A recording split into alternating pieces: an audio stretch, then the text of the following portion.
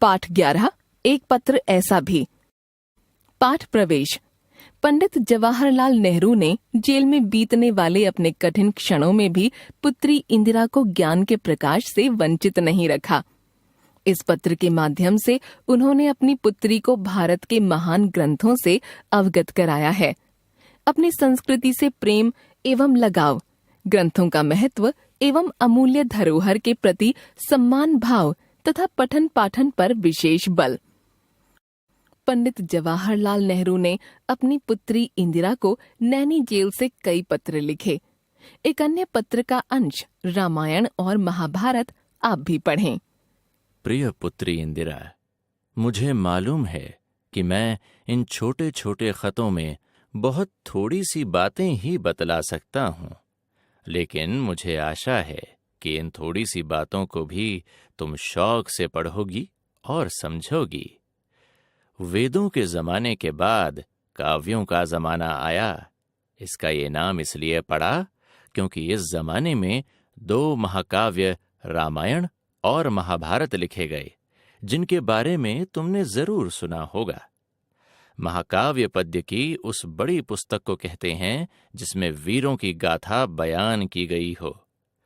काव्यों के जिस जमाने में काव्य लेखन बहुत अधिक हो रहा था, उस समय में आर्य लोग उत्तरी हिंदुस्तान से विंध्य पहाड़ तक फैल गए थे। जैसा कि मैं तुमसे पहले भी कह चुका हूं कि इस मुल्क को आर्यावर्त कहते थे। जिस सूबे को आज हम संयुक्त प्रदेश कहते हैं, वो उस जमाने में मध्य प्रदेश कहलाता था, जिसका मतलब है बीच का मुल्क। बंगाल को बंग कहते थे। यहां एक बड़े मजे की बात लिखता हूं, जिसे जानकर तुम खुश होगी।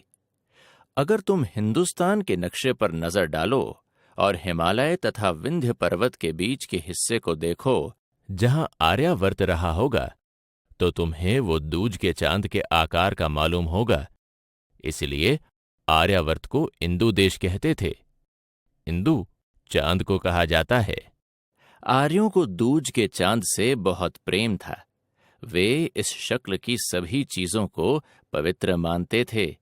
उनके कई शहर इसी शक्ल के थे, जैसे बनारस। मालूम नहीं तुमने ख्याल किया है या नहीं कि इलाहाबाद में गंगा भी दूज के चांद की सी हो गई है। ये तो तुम जानती ही हो कि रामायण में राम और सीता की कथा और लंका के राजा रावण के साथ उनकी लड़ाई का बयान किया गया है। पहले इस कथा को वाल्मीकि ने संस्कृत में लिखा था। बाद में वही कथा बहुत सी दूसरी भाषाओं में लिखी गई। इनमें तुलसीदास का अवधी भाषा में लिखा हुआ रामचरितमानस सबसे मशहूर है। रामायण पढ़ने से मालूम होता है कि दक्षिणी हिंदुस्तान के बंदरों ने रामचंद्र की मदद की थी और हनुमान उनके बहादुर सरदार थे। मुमकिन है कि रामायण की कथा आर्यों और दक्षिणी के आदमियों की लड़ाई की कथा हो, जिनके राजा का नाम रावण रहा हो। रामायण में बहुत सी सुंदर कथाएं हैं, लेकिन यहां मैं उनका जिक्र न करूंगा। तुम्हें खुद उन कथाओं को पढ़ना चाहिए। महाभारत इसके बहुत दिनों बाद लिखा गया महाकाव्य है। ये रामायण से बहुत बड़ा ग्रंथ है। ये आर्यों और दक्षिणी के द्रविड़ों की लड़ाई की कथा नहीं, बल्कि आर्यों के आपस की लड़ाई की कथा है।